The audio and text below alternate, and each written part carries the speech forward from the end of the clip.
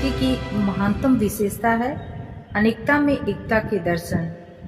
यह सच है कि हिंदू धर्म में बहुदेव उपासना का प्रचार है और उनकी संख्या 33 करोड़ के लगभग मानी जाती है। तथापि प्रमुख देव 3 ही माने जाते हैं, ब्रह्मा, विष्णु, महेश। ये तीनों ही एक ही परम शक्ति के प्रतीक हैं।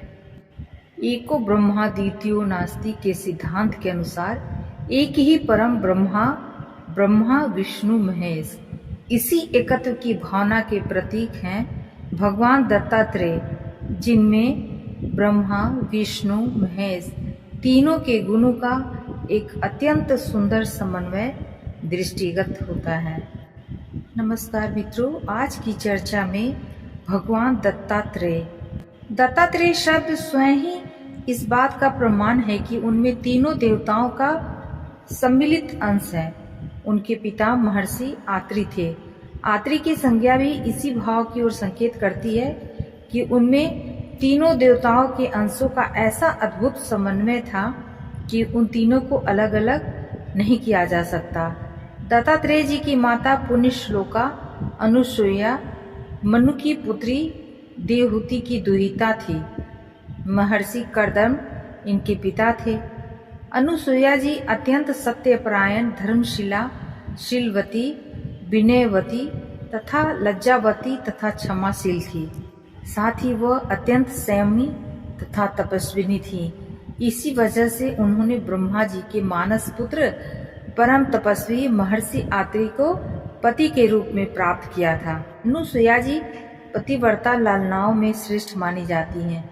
एक बार उमा, रमा तथा ब्राह्मणी ने इनके सतीत्व की ख्याति सुनकर ईर्ष्यावश अपने अपने पतियों को इन्हें विचलित करने के लिए भेजा। भगवान शंकर, क्षीरोधीशायी भगवान विष्णु और चतुरानन अपने अपने वाहनों में पर चढ़कर महर्षि आत्रि के आश्रम पर पहुंचे। तीनों मिले। अत्रि देवियों का एक ही उद्देश्य था। वे साधु वेश में भगवती अनुसूया के नजदीक पहुंचे। भगवती पाद अर्घ्य और आचमनीय लेकर आई तो इन लोगों ने स्वीकार नहीं किया। आप बेवस्त्र होकर हमारा सत्कार करें तो आपकी पूजा स्वीकार की जाएगी। इन लोगों का विचित्र प्रस्ताव देखकर ये चकित हो गई। तत्पश्चात अनुसूया जी ने तनिक सा ध्यान लगाया तो इन्हें सब पता चल गया। उन्होंने कहा, यदि मैं सच्ची पतिव्रता हूँ, भूल से स्वप्न में भी काम भाव से पर पुरुष का चिंतन न किया हो, तो ये तीनों 6-6 माह के बालक हो जाएं। सती का इतना कहना था कि त्रिदेव 6 मास के बच्चे बन गए। अब विवश होकर माता ने दुग्धपान कराया। महर्षि ने आकर यह दृश्य देखा तो हंस पड़े। अब त्रिदेव माता के दूध पर जीवन धारण कर रहे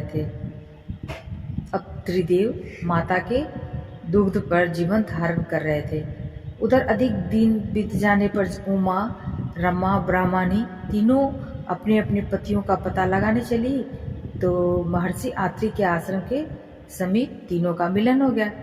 तीनों ने माता अनुसूया से क्षमा मांगी। ब्रह्मा, विष्णु, महेश तीनों ने अपने अपने अंश से उनका पुत्र बनने का वचन दिया। एक बार महर्षि आत्रि भगवान से प्रार्थना कर रहे थे, जगत के अधिष्ठाता प्रभु प्रसन्न हो, मुझे वे अपनी संतति प्रदान करें। अकस्मात ही महर्षि ने अपने आश्चर्यपूर्ण नेत्रों से देखा कि उनके सम्मुख वृषभारूढ़ कपूर गौरव भगवान शशांक शेखर, हंस पर विराजमान सिंदूरारूढ़ भगवान चतुरानन और गरुड़ की पीठ पर बैठे हुए शंख चक्र गदा पद्मधारी भेष सुंदर श्री रमानाथ एक ही साथ प्रकट हुए थे। महर्षि ने तीनों की पूजा की। तीनों के अंश से उन्हें संतान प्राप्ति का वरदान मिला। महासुखी अनुसूया के 3 पुत्र रत्न हुए, चंद्रमा, दत्तात्रेय और दुर्वासा। शीतल किरणों से तृण लता वल्ली अन्न तथा चंद्रमा मनुष्यों का पोषण करते हैं और सदा स्वर्ग में रहते हैं। वे प्रजापति के अंश हैं। दत्तात्रेय दुष्ट दैत्यों का संहार कर प्रजा की रक्षा करते हैं, वे शिष्ट जनों पर अनुग्रह करते हैं, वे भगवान विष्णु के अंश हैं। दुर्वासा अपमान को भस्म कर डालते हैं, वे शरीर, दृष्टि, मन और वाणी से भी उद्धत स्वभाव के हैं और रुद्र के अंश हैं। श्री विष्णु रूप दत्तात्रेय जी योगस्थ रखकर भी कर्मों में प्रवृत्त हो गए। दुर्वासा अपने माता पिता को छोड़कर उन्मत्त नामक उत्तम व्रत का आश्रय लेकर पृथ्वी पर विचरने लगे। पूर्व काल में देवताओं और दैत्यों में 1 वर्ष तक निरंतर युद्ध होता रहा, जिसमें दैत्य विजयी हुए और देवता हार गए। सभी देवता मिलकर बृहस्पति जी के पास आए। बृहस्पति जी ने कहा, देवताओं, तुम आत्रि ऋषि के पुत्र दत्तात्रेय के पास जाओ, उनमें वर देने की शक्ति है, वे तुम्हें वर देंगे और तुम दैत्यों का वध कर सकोगे। उनके ऐसा कहने पर देवगण दत्तात्रेय मुनि के आश्रम पर गए। वहां लक्ष्मी जी के साथ उनका दर्शन किया।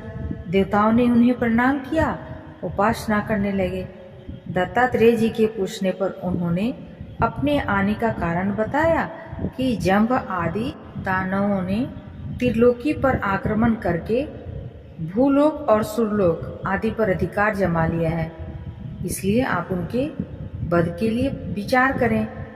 आप निष्पाप तथा निर्लेप हैं, विद्या प्रभाव से शुद्ध हुए आपके अंतःकरण में ज्ञान की किरणें फैल रही हैं। देवताओं के ऐसा कहने पर दत्तात्रेय जी ने कहा कि समस्त असुरों को युद्ध के लिए मेरे सामने बुलाओ।